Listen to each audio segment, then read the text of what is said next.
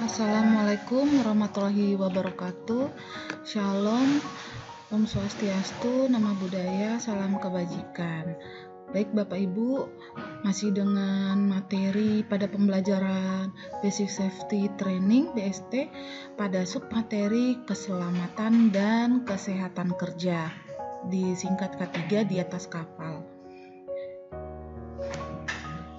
Baik, masih semangat kan Bapak Ibu untuk lanjut ke submateri selanjutnya?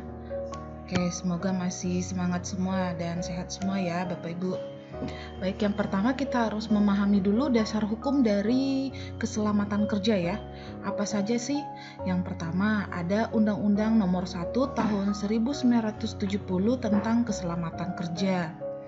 Yang kedua, Peraturan Menteri Nomor 4 Tahun 1980 tentang syarat-syarat pemasangan dan pemeliharaan alat pemadam api ringan. Yang ketiga, SOLAS 1974 beserta amandemen-amandemennya, yaitu mengenai persyaratan keselamatan kapal. Yang keempat ada STCW 1978 amandemen 1995, yaitu mengenai standar pelatihan bagi para pelaut. Yang kelima ada ISM Code, yaitu mengenai Code Manajemen Internasional untuk keselamatan pengoperasian kapal dan pencegahan pencemaran. Yang keenam ada Occupational Health tahun 1950 mengenai usaha kesehatan kerja. Dan yang terakhir ada International Code of Practice, yaitu petunjuk-petunjuk tentang prosedur keselamatan kerja pada suatu peralatan dan pengoperasian kapal, terminal, dan yang lain-lain. Ayo kita lanjut.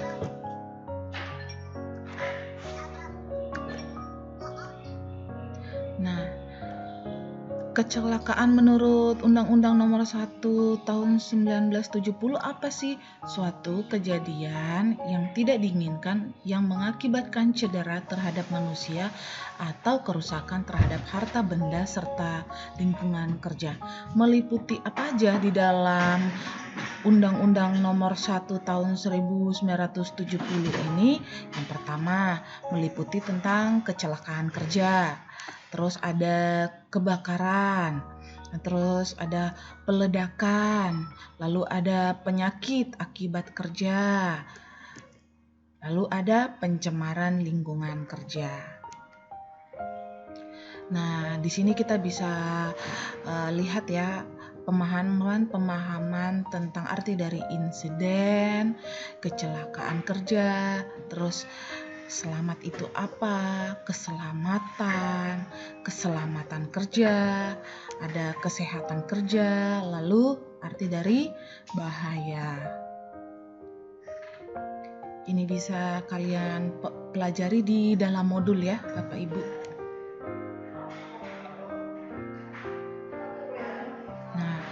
Undang-Undang Nomor 1 Tahun 1970 terdiri dari 11 bab dan 18 pasal. Tentang apa tadi Undang-Undang Nomor 1? Tentang keselamatan kerja. Diingat kembali ya Bapak Ibu. Nah, tujuan umumnya apa saja? Ada 3, yaitu yang pertama memberikan perlindungan terhadap tenaga kerja, meningkatkan kesejahteraan, produksi dan produktivitas nasional. Yang kedua, memberikan perlindungan terhadap orang lain di sekitar lokasi kerja. Yang ketiga, memberikan perlindungan terhadap setiap sumber produksi agar selalu dapat dipakai dan digunakan secara aman dan efisien.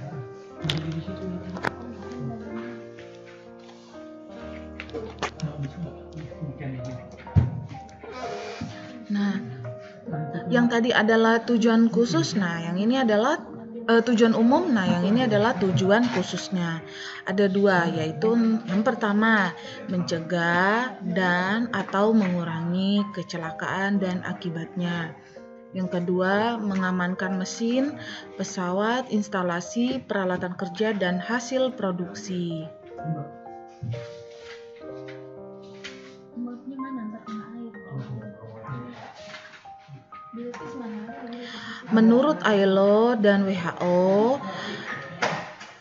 dikatakan usaha kesehatan kerja haruslah ditujukan untuk ada 3 di sini ya, Bapak Ibu.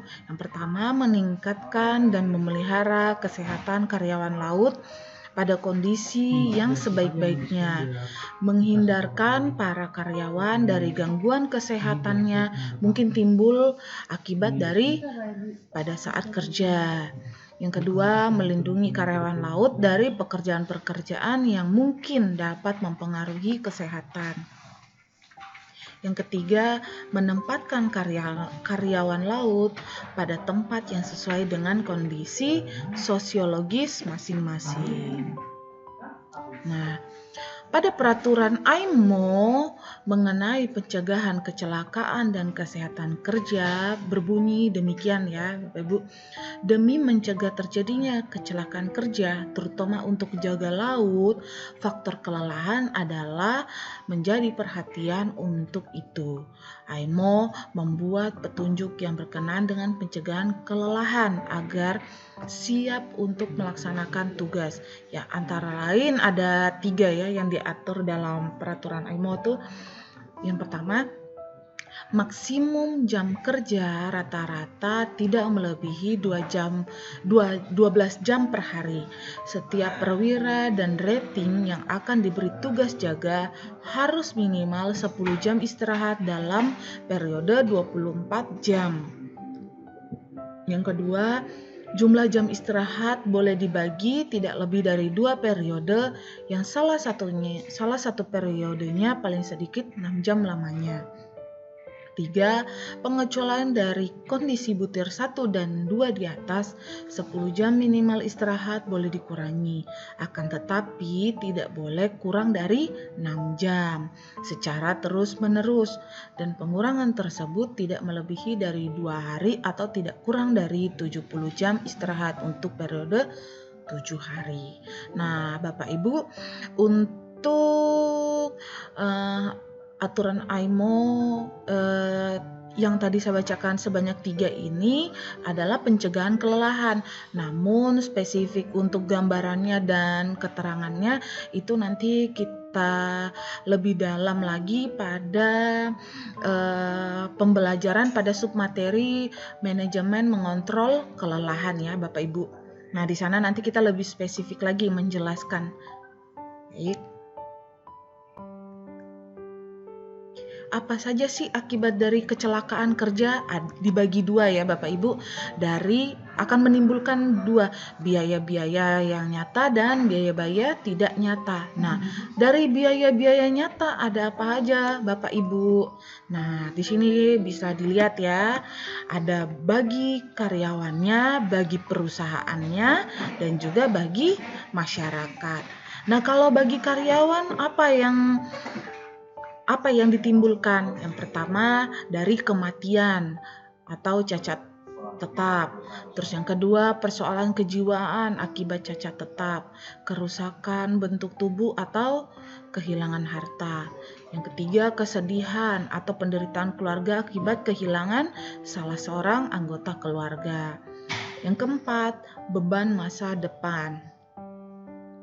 Untuk perusahaannya apa? Nah, yang ditimbulkan dari akibat kecelakaan kerja, yang pertama, biaya pengobatan dan kegiatan pertolongan. Yang kedua, biaya ganti rugi yang harus dibayar. Yang ketiga, upah yang dibayar selama korban tak bekerja. Nah, ternyata kalau bagi perusahaan pun upah yang dibayar selama korban tak bekerja ada juga ya. Terus biaya lembur. Nah, terus ada lagi hilangnya kepercayaan masyarakat. Terus penurunan produktivitas korban setelah bekerja kembali. Nah, seperti itu. Terus bagi masyarakat, apa yang ditimbulkan dari akibat kecelakaan kerja? Yang pertama, menimbulkan korban jiwa, kerusakan lingkungan. Yang kedua, kerusakan harta, dan masih banyak lagi. Nah, itu untuk biaya-biaya nyatanya ya. Nah, dan untuk biaya-biaya tidak nyata apa? Nah, bisa dilihat ya, biaya kerugian bagi perusahaan sering dikelompokkan menjadi biaya yang diasuransikan, kerusakan harta yang diasuransikan, dan yang ketiga biaya yang lain untuk diasuransikan. Lanjut. Apa saja sih sebab-sebab dari kecelakaan? Nah, unsur penyebabnya adalah kecelakaan umumnya diakibatkan karena berhubungan dengan sumber tenaga, misalnya tenaga gerak, kimia, panas, listrik, dan lain-lain di atas batas ambang dari tubuh atau struktur bangunan. Kerugian-kerugian tersebut tidak sedikit menelan biaya. Untuk mengatasi hal demikian, maka perlu sekali adanya usaha pencegahan, yaitu melalui usaha keselamatan kerja yang baik.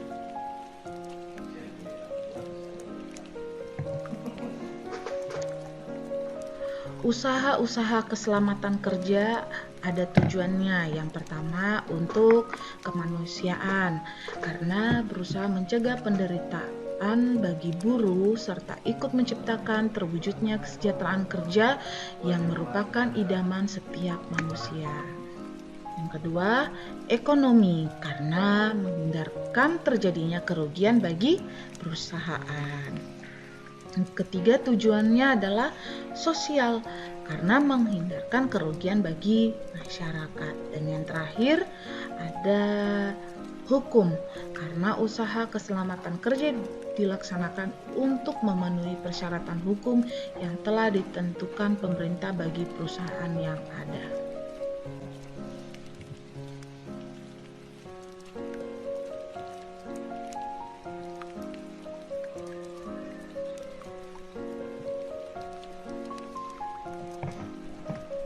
Secara mikro, lingkup perusahaan, sebab-sebab kecelakaan umumnya terletak pada unsur sistem produksi.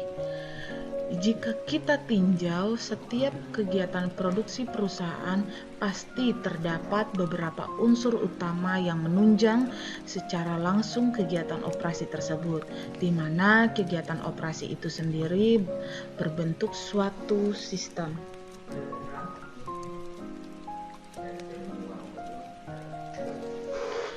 Unsur-unsur utama yang merupakan subsistem dalam keseluruhan sistem perusahaan adalah yang pertama, manusia. Tidak ada satu kegiatan pun yang lepas sama sekali dari unsur manusia.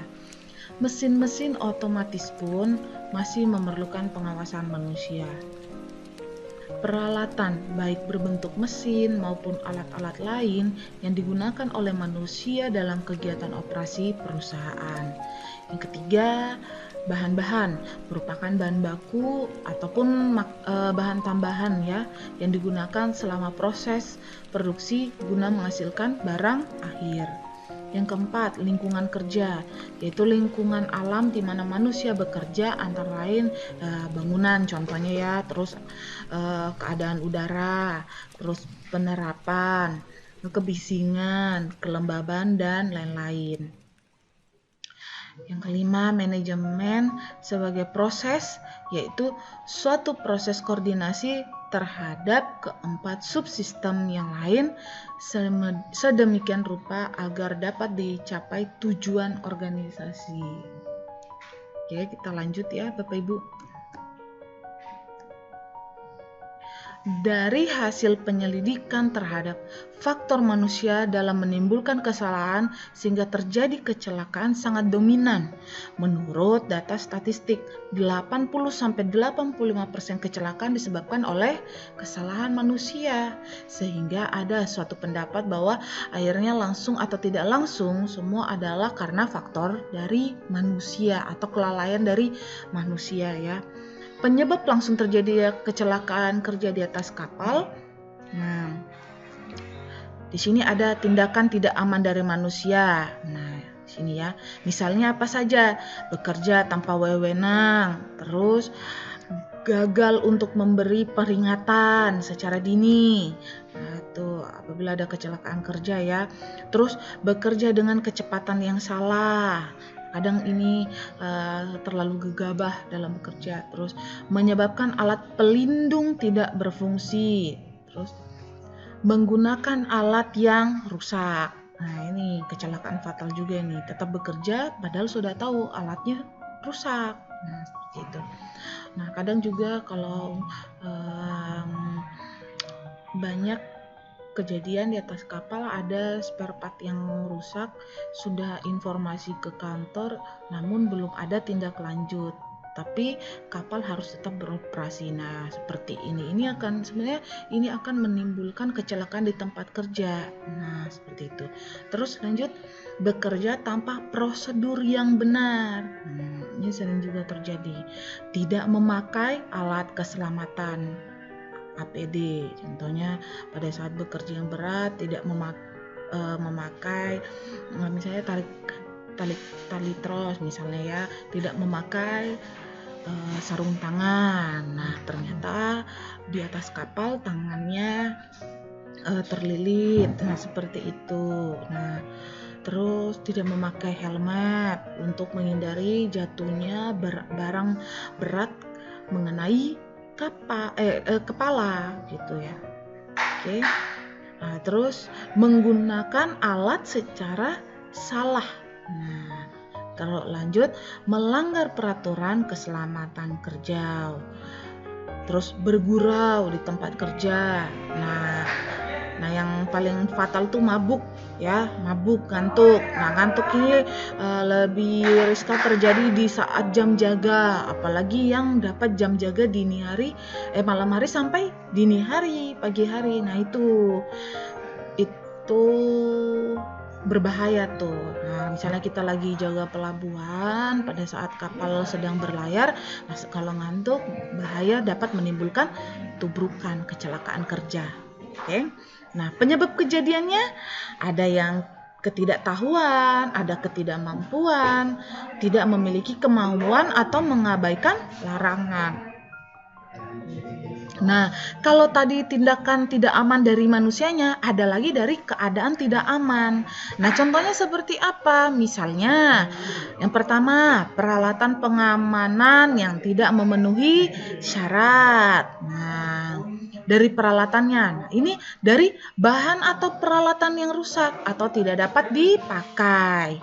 Nah, yang ketiga, ventilasi dan penerangan yang kurang. Akhirnya menjadi gelap dan mata kurang pencahayaan. Nah, seperti itu. Terus lingkungan yang terlalu sesak dan lembab. Terus bising, ya kan? Nah, bahaya ledakan atau terbakar. Kurang sarana pemberi tanda. Nah, ini kalau maksudnya kurang sarana pemberi tanda, jadi di atas kapal atau di tempat lokasi kerja kurangnya label-label untuk pemberi tanda. Oh, di sini nggak boleh nih karena di sini ada gas atau ada bahan kimia. Nah, seperti itu. Di sini ada bahan berat contohnya. Nah, harusnya diberikan tanda untuk menghindari kecelakaan kerja. Nah, terus keadaan udara beracun, ada gas, debu, uap. Nah, seperti itu.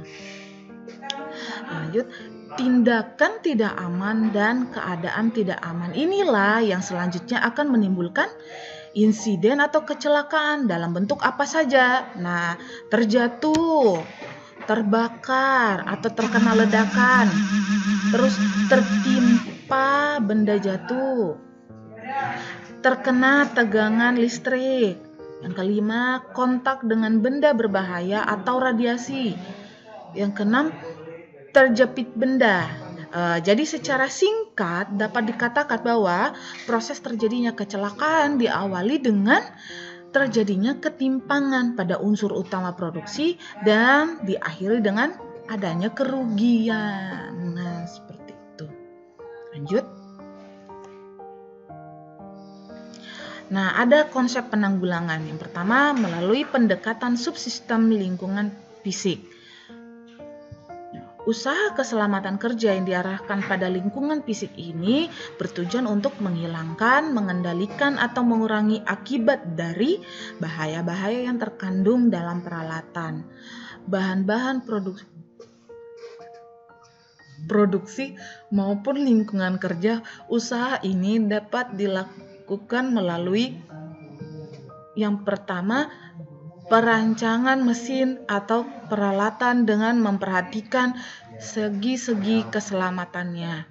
Yang kedua, perancangan peralatan atau lingkungan kerja yang sesuai dengan batas kemampuan pekerja agar tercipta the right design for humans, sehingga dapat dihindari ketegangan jiwa, badan, maupun penyakit kerja terhadap manusia. Pembelian yang didasarkan mutu dan syarat keselamatan kerja. Pengelolaan, pengangkutan, penyusunan, penyimpanan bahan-bahan produksi dengan memperhitungkan standar keselamatan yang berlaku. Pembuangan bahan limbah atau balas atau air got dengan memperhitungkan kemungkinan bahayanya baik terhadap masyarakat maupun lingkungan sekitarnya. Lanjut. Nah, ada juga yang kedua, pendekatan dari subsistem manusia.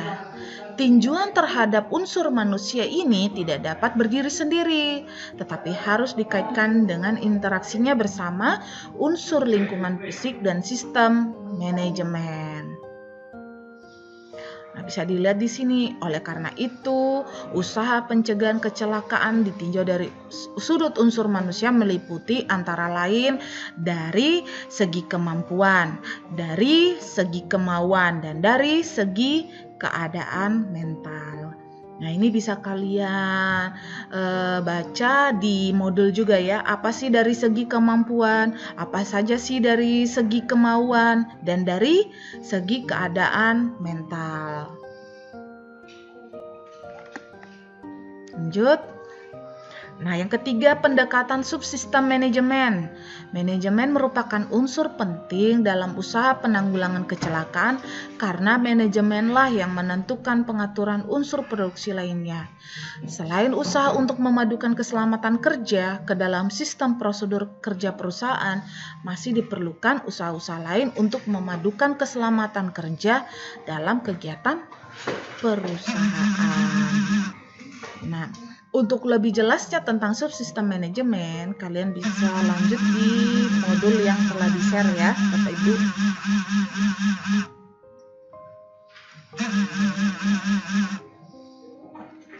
Nah, alat keselamatan kerja itu ada terbagi dua macam, alat pelindung atau keselamatan. Nah, yang pertama untuk mesin-mesin. Alat sudah disiapkan oleh pabrik-pabrik yang membuat atau mengeluarkan mesin-mesin itu, misalnya kap-kap pelindung dari motor listrik, klep-klep keamanan dari ketel-ketel uap, pompa-pompa, dan sebagainya. Nah, kalau untuk mesin-mesin ada, berarti untuk para pekerjanya ada, yaitu safety equipment-nya, alat-alat pelindung atau keselamatan untuk para pekerja. Gunanya untuk melindungi pekerja dari bahaya-bahaya yang mungkin menimpanya waktu menjalankan tugas. Nah, alat pelindung diri itu seperti apa aja? Nah, alat pelindung untuk kepala ada, yaitu helmet. Terus alat pelindung untuk muka atau mata. Nah, ada. Terus alat pelindung untuk badan, memakai berpak pada saat bekerja. Terus alat pelindung anggota badan, mau lengan, kaki, tangan. Nah, kalau tangan berarti pakai sarung tangan pada saat bekerja. Terus alat-alat pelindung pernafasan jika membutuhkan, nah ya ini ya. Terus pelindung pendengaran.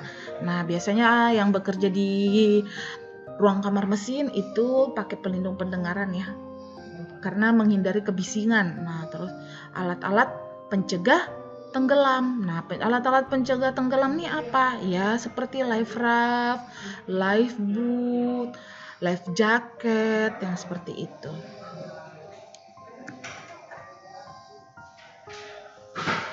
Nah, ini adalah penjelasan tentang sistem memasuki ruang tertutup di kapal.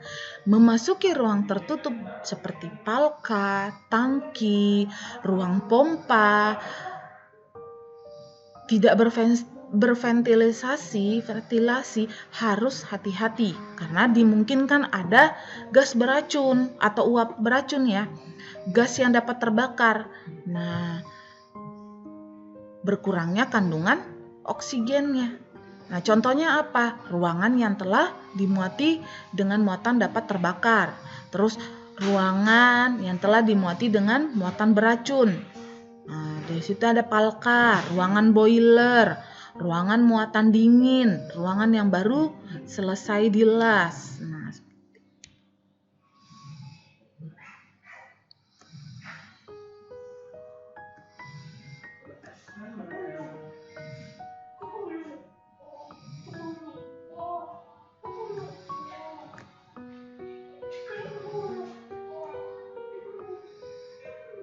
dalam hal darurat di mana ruangan yang dimaksud dicurigai tidak aman, gunakanlah alat bantu pernapasan seperti breathing apparatus dari tipe yang disahkan.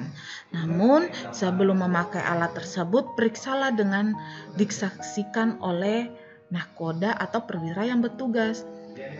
Apa saja sih hal-hal yang diperiksa? Nah, minimal itu antara lain yang ini. Tekanan sumber udaranya, terus alarm tekanan udara rendah, lalu kekedapan masker dan jumlah sumber udaranya. Nah, berikut adalah soal esai, ada 5 soal esai yang harus Bapak Ibu kerjakan ya. Yang pertama, jelaskan pengertian K3 menurut Undang-Undang Nomor 1 Tahun 1970. Yang kedua, kecelakaan dapat menimbulkan kerugian baik karyawan, perusahaan, masyarakat. Jelaskan apa aja kerugian bagi karyawan dan dalam bentuk apa. Terus yang ketiga, jelaskan kerugiannya bagi perusahaan, dapat berupa aja. Dan terakhir, sebutkan 2 macam alat keselamatan. Oke. Baik Bapak Ibu, sekian untuk pembelajaran K3 di atas kapal. Terima kasih atas perhatiannya. See you.